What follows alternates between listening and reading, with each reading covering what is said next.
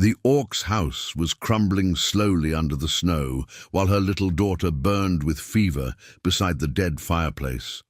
And when Orlena believed Thornridge would finally let them die, the way so many had always wished for in silence, a solitary hunter emerged from between the trees, carrying firewood in his arms.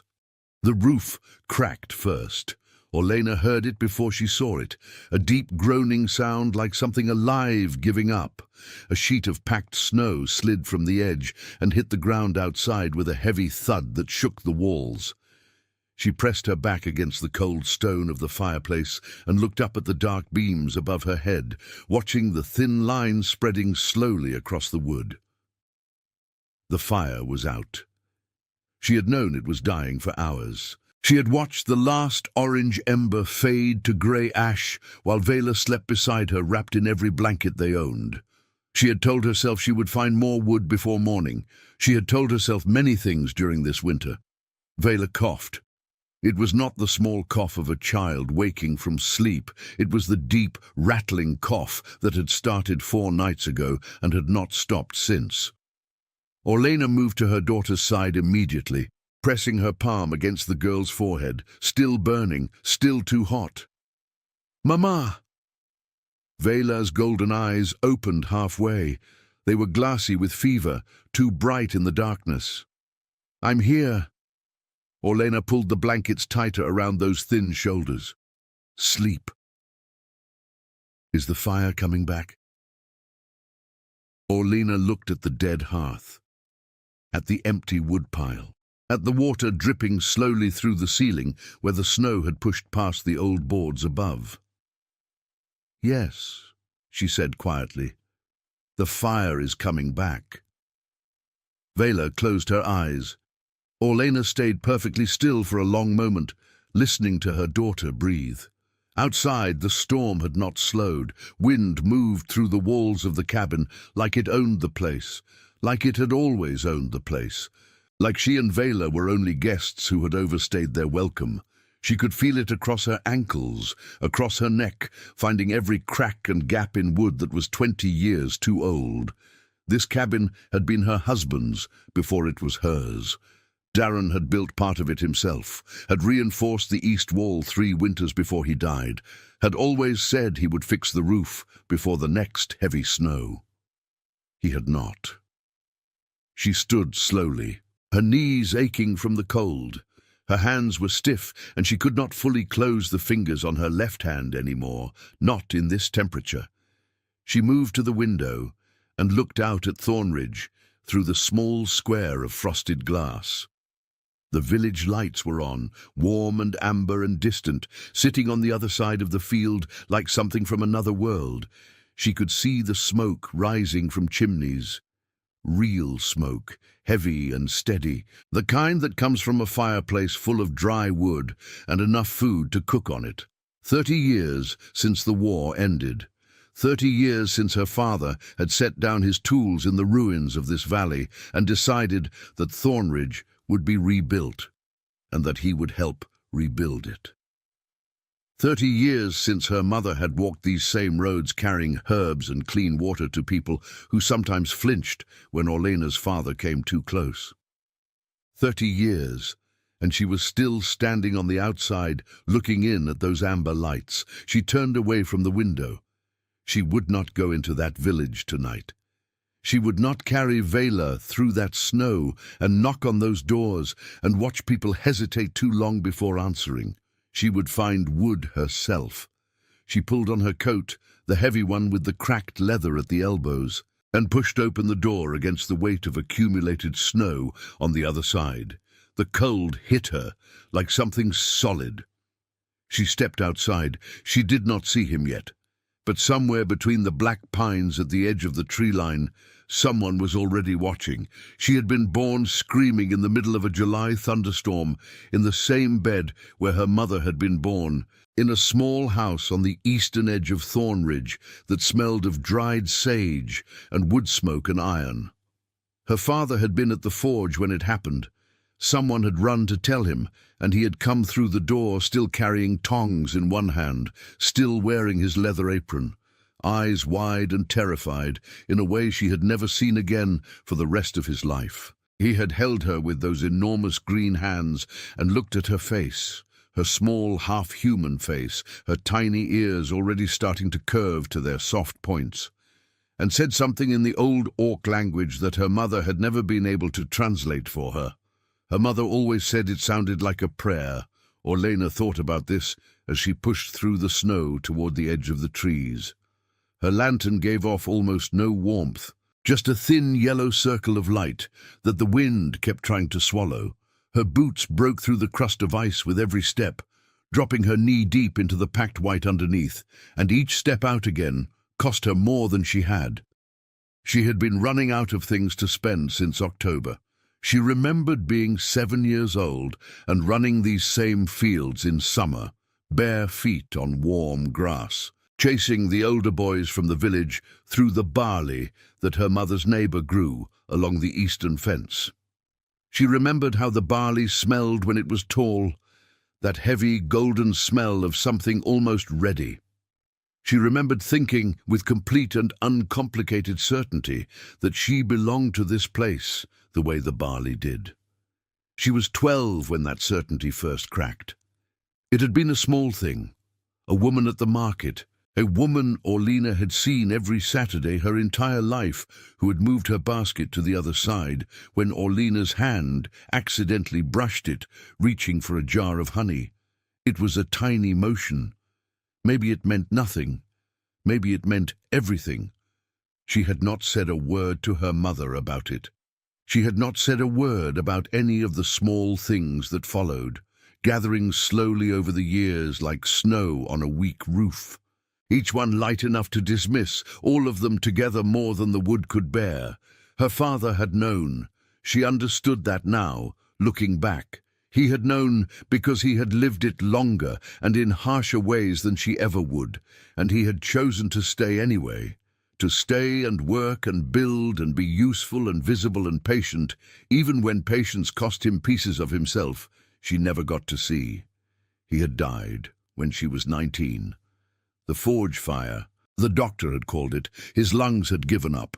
Her mother had lasted 3 more winters. Then there was Darren, quiet and kind, with rough hands and a way of laughing that made small rooms feel larger. Darren, who had looked at her without flinching. Darren, who had built this cabin. Darren, who had left her alone in it. She stopped at the tree line. The cold was inside her now, not just outside. It had found the same cracks as the wind. She bent and grabbed at a fallen branch, but it was green wood, useless, wet through. She straightened and looked deeper into the forest. Dark between the pines. Very dark. She took 1 step forward, and her left leg went through ice into water, and she went down hard, both hands slapping into snow, lantern swinging wide and nearly going out. She pushed herself up. She stood. She looked up. Between 2 large snow-covered pines, about 40 feet away, there was a shape that was not a tree, a man, very tall, very still. Orlena opened her mouth. The shape moved back 1 step into the darkness and was gone. She stood in the cold, breathing hard, staring at empty forest. Then she turned and walked back to the cabin. Darren's coat still hung on the hook beside the door. She walked past it every day and never moved it. She was not sure why. Maybe because moving it meant making a decision about what to do with it, and making that decision meant acknowledging something she preferred to leave slightly unclear inside herself, like a room she had not cleaned yet. She came back inside and stood dripping near the cold fireplace, snow melting off her boots onto the dirt floor. Vela had not moved. Her breathing had steadied slightly, or maybe Orlena only wanted to believe it had. No wood. She had come back with nothing. She sat down heavily in the chair by the hearth, the chair that had been Darren's chair, the one with the uneven leg that rocked slightly to the right. She remembered him fixing that leg 3 separate times, each time certain he had solved it, and each time it came back within a week. He had finally just accepted the tilt and called it character. Darren had been good at accepting things. She was not. She had tried to be. She had practiced the particular stillness that survival required, had learned to keep her jaw quiet and her eyes forward when someone in Thornridge said something that cut. She had learned to be small in the ways that made other people comfortable, and large only in the ways that kept her daughter fed. It was exhausting work, the kind that left no visible mark but hollowed you from inside the way water hollows stone. Last winter, when Darren had come back from the mountain pass, with the cough already in his chest, she had tried to be still about that too. She had made tea and changed his blankets, and told Vela her father was only resting. She had sat beside him at night, after Vela slept, and held his hand, and listened to his breathing the way she was listening to Vela's now. He had made her promise to stay in Thornridge. "Your roots are here," he had said. Near the end, his voice had sounded like paper by then. She had not argued with him. It had not seemed kind to argue. But roots only hold if the ground holds too, and she was not sure any more that Thornridge had any intention of holding her. She stood up and began doing what she always did when she could not afford to feel something. She moved. She checked the door. She checked the window seal. She checked the small space under the bed where she kept the dried corn that was nearly gone now. She counted. She reorganized. She made the thing in front of her smaller than the thing inside her. When she came back to the fireplace, something had changed. She stopped. There was wood piled beside the door. She'd not noticed it when she walked in. She had been too cold, too tired, too inside her own head. But there it was, a generous stack of split logs, dry and pale at the cut ends, smelling of pine resin and something else, something like cold air and distance. Someone had been here. While she had been in the forest, someone had come to her door and left firewood without knocking. She stood very still, listening. Wind, nothing else. She crossed to the pile slowly, as if it might disappear if she moved too fast, and picked up the top log. It was warm compared to everything else in the cabin. Freshly cut, not old wood salvaged from somewhere, cut specifically, carried here specifically. She built the fire with her hands shaking, not entirely from cold. When the first flame caught, Vela stirred under her blankets and turned toward the heat without waking, her small face relaxing from something pinched and painful into something closer to rest. Orlena watched her daughter breathe. Outside, the storm moved on. By morning, the snow had stopped falling, but the cold had deepened, the way it always did after a storm, like the sky was pressing down harder now that it was empty. Vela woke with a slightly lower fever and managed to eat half a bowl of thin broth, which Orlena counted as a substantial victory. She did not sleep. Instead, she sat by the fire she had kept burning through the night, feeding it one log at a time, making the pile last, watching the door. Whoever had left that wood had not come back. She had heard nothing through the walls, seen no movement through the frost-clouded window glass. Just the wind, just the trees, just the long silence of a valley under winter. She should have been grateful. She was grateful. She was also unsettled in a way she could not fully name, the way you feel unsettled when something good happens without explanation.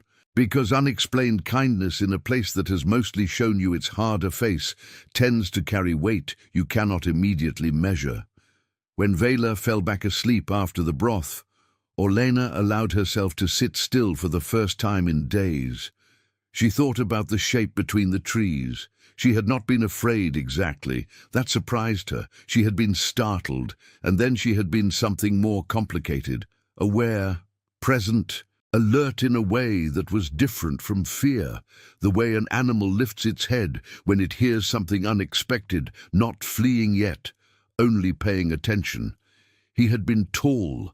That was what she had registered first.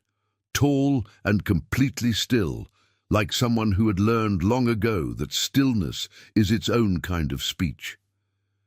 She forced herself to stop thinking about it and went to check the remaining food. 2 days of dried corn if she stretched it. Some dried herbs she had been saving for Vela's fever, half a jar of something that had once been pickled turnips and was now mostly brine. She needed to go into the village. The thought sat in her chest like a stone. She had not been to Thornridge proper since November, when she had gone to sell the last of the late autumn work she had done, mending for 3 different families, the kind of quiet, invisible labor that people accepted from her hands, without necessarily accepting the hands themselves. She had come back with just enough coin for the corn and the herbs, and the knowledge that at least 2 people had paid her less than they would have paid anyone else, and had done so without apology. Darren had always said she should push back harder. She had always said there was a cost to pushing back that he did not fully calculate, because he had not grown up the way she had grown up in this particular place, among these particular people. He had listened.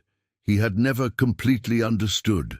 She packed Vela under every blanket and opened the door. The cold air came in like a wall, and there, stacked neatly against the side of the cabin, was another pile of firewood, even larger than the first, topped with 3 pieces of wrapped cloth that she slowly unwrapped to find dried venison, still cold and firm, enough to last a week. She stood in the doorway for a long time. Then she looked toward the forest. Nothing moved. But somewhere deep in the pines, she thought she could hear the sound of an axe, steady, rhythmic, patient, like someone who had been working for a while and intended to work for a while more. She stood there until her ears were numb. Then she went inside and fed her daughter. Thornridge in winter looked the same as it always had and completely different depending on where you stood. From the high road coming down from the eastern fields, it looked like any other valley settlement. Clustered rooftops, smoke rising, the wooden frame of the mill visible against the grey sky, the frozen creek running quiet between the market square and the old smith quarter where her father's forge had stood. From that distance it was almost beautiful. You had to be inside it to feel the other thing. Orlena walked through the main street with her chin level and her shoulders straight, the way her mother had taught her when she was small. "You walk like you belong," her mother had said. "Because you do." She had practiced that walk her entire life. She was still practicing it. People noticed her. They always did. Some nodded, the quick, minimal nod that acknowledges presence without inviting it. Some looked away with the particular deliberateness of people who have made a decision and would prefer you not require them to examine it. An older man she recognized as someone who had once bought butter from her mother paused in front of the dry goods store and watched her pass with an expression she could not read and did not try to. She went to the supply counter at the trading post and asked about work. The man behind the counter, young, someone she did not know well, looked at her for a moment with careful neutrality before telling her there was nothing at present. She asked about credit. He told her the same. She thanked him in the flat, even voice she used in these situations, the voice that was perfectly polite and revealed nothing, and walked back out into the cold street. She stood outside for a moment, hands folded inside her coat sleeves, and allowed herself exactly 3 breaths of feeling. Then she moved on. She was passing the side alley beside the tavern when she heard voices. "It doesn't belong on that land. Never did. Her father was a—" She did not stop walking. "Man from the mountains, you said. The one who fought on the frontier. Crow. Someone called him—" She slowed, asking questions about who's been going up that way. "Wallace wants to know." Orlena turned the corner and kept walking as if she had heard nothing, but she filed it away, the name rising through the winter air like smoke. Crow. She had heard that name once before from old Daria Vale at the edge of the market, said in the tone people use for things that are both frightening and oddly respected. A man who came down from the mountains when the cold got bad. A man who had done things during the border conflicts that nobody talked about specifically, but everybody implied. A man who had been living alone up there for so long that some people in Thornridge had mostly forgotten he was real. She bought a small amount of coarse salt with the last of her coin. It was not what she needed, but it was something, and something always felt better than nothing, even when the math did not support it. On the way back out of the village, she passed Wallace Grent's property. He was standing at his gate, watching her, not doing anything, just watching with those small, cold eyes in that broad, weathered face, the way a man watches something he has already made up his mind about. She held his gaze for exactly 1 second. Then she turned and walked home. She found his cabin by following footprints. She had not meant to. She had been moving along the tree line, gathering the green-tipped branches that burned poorly, but burned. And the tracks were simply there in the fresh snow, large and evenly spaced, heading north and upward into the denser forest. She had followed them the way you follow a question you are not sure you want answered, slowly and with pauses, giving herself many chances to turn back. She did not turn back. The forest changed as she climbed. The pines grew taller and farther apart, and the snow between them was deep and undisturbed, except for the track she followed and the occasional small disturbance of a bird or something smaller. The light came through grey and flat, and the cold up here was cleaner somehow, sharper in the lungs, less hostile, more simply honest about what it was. She heard the cabin before she saw it, the low sound of fire and something else. A rhythmic knock that she eventually identified as a shutter moving against its frame in the wind. Then it appeared between the trees. Small, solid, dark wood. Low roofline heavily packed with snow, one window with actual glass, steamed from inside. A wood pile along the left wall that was enormous and organized with a precision that looked almost obsessive. A rack of tools beside the door, each one hung carefully, each one clean. She stopped at the edge of the clearing. She should not be here, she knew that. She had followed a stranger's footprints into the mountain forest without telling anyone, with her daughter asleep and fevered in a cabin below, and she was standing in the trees, staring at a house belonging to a man she did not know. She turned to leave. "You might as well come in." The voice came from her left, not from the cabin. She turned. He was standing at the far edge of the woodpile, about 10 feet away. He had clearly circled the cabin from the north side.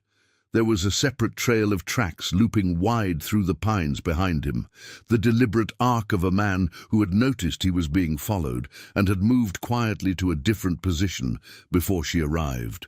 Someone accustomed to not being surprised in his own territory. He was exactly as tall as she had registered from a distance, very tall, with a heaviness to his frame that came from actual work rather than bulk. Grey-bearded, dark hat pulled low, eyes that were grey or green, she could not tell in this light, only that they were watching her with an attention that was not hostile but was very complete. He was holding a dead rabbit in his left hand. He was looking at her the way you look at something that does not entirely surprise you. "I'm not," she started. "I know," he said. "You're cold. Come in." He walked past her toward the cabin door. He did not wait for her response. He simply went inside and left the door open. She stood for another moment in the cold, then she followed. Inside was exactly what the outside had suggested. Organized, quiet, functional. A fire large enough to matter, a table with 2 chairs, a shelf of tools and dried food, and several things she could not identify from where she stood. The smell of pine smoke and old leather and something animal that was not unpleasant. He had hung the rabbit on a hook near the door and was now feeding the fire without looking at her. She sat in the chair nearest the warmth. For a long time, neither of them spoke. It was, she realized slowly, the most comfortable silence she had experienced in over a year. Vela met him on the 4th day. Orlena had not planned it that way. She had gone up to the cabin alone each time, leaving Vela dozing by the fire in the lower cabin with instructions not to open the door for anything. The visits were brief, an hour, sometimes less. She was not sure what drew her back. She only knew that the silence up there was different from the silence down here, that one was empty and one was full, and she had been sitting in empty for too long. On the fourth day, Vela had woken and followed her.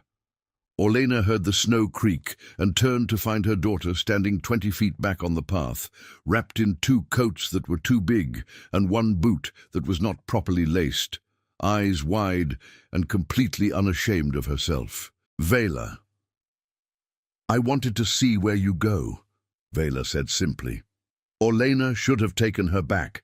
She had told herself the hill was too steep, the cold too sharp, the situation too undefined. Instead, she looked at her daughter's face, flushed with recovered health, alive with curiosity, the golden eyes bright in a way they had not been bright for weeks, and made a different calculation. "Come on then," she said. Elias was outside when they arrived, reinforcing something on the east wall of the cabin. He heard them on the path and turned, and his face did the thing it always did when something surprised him, a slight, controlled stillness, like a held breath. His eyes moved from Orlena to Vela. Vela looked up at him with the frank, unfiltered assessment of a 6-year-old who had not yet learned to pretend she was looking at something else. "You're very tall," Vela said. "I am," Elias said. "Mama is tall too, but not like you." "No," he agreed. "Are you the one who brought the firewood?" He looked at Orlena. She said nothing. "Yes," he said. Vela considered this. "Why?" Elias was quiet for a moment. Not the quiet of someone avoiding the question, but the quiet of someone treating it with the seriousness it deserved, which Orlena found herself grateful for. "Because it was cold," he said. Vela nodded as if this were perfectly sufficient, which apparently it was, because she then looked at the wall he had been working on and asked whether he needed help, and the conversation moved forward and did not return. They stayed for most of the afternoon. Elias showed Vela how to identify which wood was dry enough to burn by sound, the hollow knock of good firewood against green. She knocked every piece of the woodpile twice. He let her. He made tea on the iron stove, the dark, bitter kind that Orlena's mother had used to drink, and when Vela wrinkled her nose at it, he produced a small amount of something sweetened from a high shelf, without comment. Toward the end of the afternoon, while Elias was washing the teacups at the basin near the window, Vela disappeared outside for a few minutes. She came back with her small fist closed around something. She walked directly to Elias and held it out without preamble. It was a piece of quartz, pale and cloudy, smoothed by years in the creek bed. It caught what little light remained in the room and threw it back fractured and soft. "I found it in the snow by the door," Vela said. "It was shining." Elias looked at the stone for a moment. Then he took it from her palm very carefully, the way you take something that is being trusted to you, and turned it once between his fingers. "Thank you," he said. There was something in his voice that had not been there before. He folded it into his shirt pocket and patted it once, and Vela smiled the wide smile she had not smiled in weeks, and Orlena had to look away toward the window for a moment before she could arrange her face again. In the late afternoon, while Vela was drawing shapes in the condensation on the window glass, Orlena stood by the fire and felt something shift in her chest. Something that had been locked down since Darren died, since before Darren died, since a very long time ago. It was not happiness exactly. It was something quieter and more careful than happiness. It was the feeling of being in a room where you did not have to rehearse how you were standing. She was still not sure what to do with that, but she let herself feel it just for a moment before going to collect her daughter for the walk back down the hill. Wallace Grent came on a Thursday. She knew something was wrong before she opened the door. She could hear the horses, more than one, and the particular sound of men who are trying to sound casual and failing. She had grown up around the sounds of Thornridge, and she knew how it sounded when a group of people had decided something collectively and were now acting on it with the moral confidence that comes from having decided together. She opened the door. 4 men, Wallace in front, 2 of his neighbors just behind him, and a younger man at the back whose father had been, she distantly recalled, some kind of deputy during the years after the war. All of them on horseback. All of them looking at her cabin with the studied neutrality of people who had already had the conversation they needed to have and were now only here for the formality. "Orlena," Wallace said. He always said her name the way you say the name of something that should not require naming, that slight pause beforehand, that small compression of the lips. "Wallace," she said. "We've been having some discussions in the village." He looked past her into the cabin, at Vela, who was sitting by the fire drawing, who looked up without moving. "About this property, the deed situation." "The deed situation," she repeated. "Your husband's deed specifically, and the question of whether the arrangement still—" "The arrangement," she said, "is that my husband purchased this property, that I am his widow, and that this is my home." Wallace's jaw tightened. "There are some who feel—" "I know what some feel, Wallace." She kept her voice even. She was good at keeping her voice even. She had practiced it since she was 7 years old. "I've known what some feel for most of my life. It hasn't changed the deed." The horses shifted. The younger man at the back was not looking at her, was looking at the tree line, and his expression was slightly different from the others. Not convinced, not quite comfortable, the look of someone still deciding. Wallace drew a long breath through his nose. "This winter has been hard on everyone. If you were to—" A sound from the edge of the forest stopped him. Not a loud sound, just footsteps on snow, slow and steady and completely unhurried. Everyone turned. Elias Crow came out of the trees with an axe on his shoulder and 2 rabbits hanging from his left hand, and the particular quality of movement that very large men who have done dangerous things for a very long time sometimes have. Quiet, calibrated, each step placed exactly where it belongs. He stopped at the edge of the clearing and looked at the 4 horses and the 4 men on them. He did not raise the axe.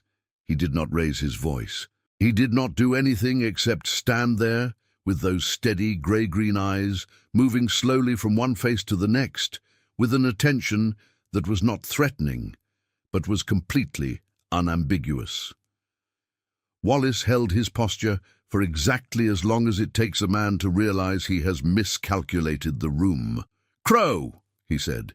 Elias said nothing. The silence lasted about 15 seconds. Then Wallace pulled his horse around with more force than necessary, and the other men followed, and the sound of hoofbeats receded down the path toward the village, and then it was very quiet. Orlena let out a breath she had been holding since she opened the door. Elias walked forward and set the rabbits down on the low wall beside the door and looked at her. "All right?" he said. "Yes," she said. He nodded. He picked up the axe again and did not leave. He went to the damaged section of the cabin wall, the east side, where the boards had warped badly under the weight of accumulated ice, and began working at it with the flat of the blade, testing each plank, pulling the worst ones away and setting them aside. He worked slowly and without asking permission, the way a person works when they have simply decided that something needs doing. Orlena watched him from the doorway. She had not asked. He had not offered. He had simply begun. He worked until the light went low and grey, replacing 3 boards from a stack of spare lumber he had apparently brought along and left near the tree line before the confrontation. When he was done, the east wall held the cold back in a way it had not managed all winter. He gathered his tools. "Elias." He stopped. "Why do you keep coming back?" He was quiet for a moment. She watched the muscles in his jaw move slightly, the way they did when he was choosing words carefully. "Because," he said, "I know what it looks like when someone is deciding whether to stop fighting." He looked at her, just briefly, with something behind the usual controlled stillness, something she had not seen there before. "You haven't stopped," he said. "That matters." Then he walked back into the trees, and she stood in the doorway for a long time, not going inside. The snow began to pull back from the south fields on a Tuesday morning, which was nobody's doing and everyone's relief. Orlena noticed it first by the sound. The steady, quiet drip from the eave above the window, the water finding its way down through the packed layers. The first suggestion of something underneath all that white that was not finished yet. She stood at the window with her tea and watched a thin, dark line of exposed earth appear along the base of the old fence post. Just a stripe of brown in all that white, small enough to dismiss and impossible to ignore. Spring did not arrive. It only suggested that it was thinking about arriving, which, after this particular winter, was enough to make her throat tighten. She had told Elias the night before. She had gone up to the cabin after Vela was asleep, which she had done twice in the past week, walking the familiar path with the lantern, and the feeling that this was becoming a different kind of familiar, not the anxious habit of a woman seeking warmth out of necessity, but something more deliberate than that. She had stood in the doorway and said, "I think we should come up here permanently." He had not responded immediately. He had been cleaning one of the old tools by the fire, moving a cloth along the handle with the slow, methodical patience that was simply how he moved through all things. He had set the tool down. "That would be a change," he'd said. "The cabin below is not going to survive another winter. I know that now. Even with what you repaired, the roof, the frame. It's too far gone." He nodded once. "And Vela," she stopped, tried again. "She's been happier up here these past weeks. She could not finish that sentence either, because finishing it required acknowledging something she was not sure she had the right language for yet. He had looked at her for a long moment. Just that. Looking. "There's a room," he said finally. "On the north side. I've never done anything with it." That was all he said. That was enough. Now, in the morning light, she folded the last of their things into the 2 large bags she owned, the ones with the worn straps that Darren had bought at the market years ago. She folded them carefully. She took down the photograph above the fireplace, the only one they had, a small daguerreotype of Darren and herself standing in the summer sun outside this same door, both of them squinting into the light. She wrapped it in the cleanest cloth she had and placed it at the top of the bag. She left the coat on the hook. She had thought about this. She had stood in front of it for a long time this morning, and then she had decided to leave it, because this cabin did not belong to anyone else, and no one would come to take it, and the coat belonged to this place in a way that was its own kind of memorial. Darren had lived and worked and been warm in these walls. That did not stop being true. She let it stay. Vela was already outside when Orlena came to the door, boots properly laced for once, standing in the melting snow with her small pack on her back, looking up the hill toward the tree line with an expression of pure forward attention. "Ready?" Orlena said. "Elias is up there," Vela said, as if this were an answer, which it was. They walked up the hill together, the path already familiar under their feet, each tree recognizable now, each bend in the trail something she had committed to without deciding to. The morning was grey and cold, but the drip from the branches was audible all around them, that constant quiet sound of things releasing what they had been holding. Elias was at the woodpile when they came into the clearing. He saw them and set down the axe, and did not say anything for a moment, only looked at them both with that complete, unhurried attention. Then he said, "I'll put water on." He went inside.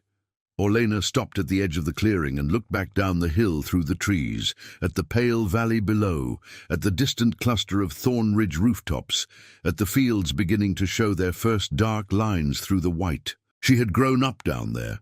She had buried people she loved down there. She had carried that place in her chest for 30 years, like something between a wound and a gift, never fully one and never fully the other. She would carry it still. She knew that. But standing here at the top of this hill, with the sound of fire starting inside, and her daughter already at the door, pulling off her boots, and the smell of pine and meltwater, and a morning that was honestly itself. She put her hand against the doorframe. The wood was solid. It had been built to last. She stepped inside. The door closed behind her, gently. The way things close when they are not running away from something but simply arriving. The fire was already warm. Did you enjoy the story? Subscribe to the channel to watch more stories like this one. Leave a like, it helps the channel a lot.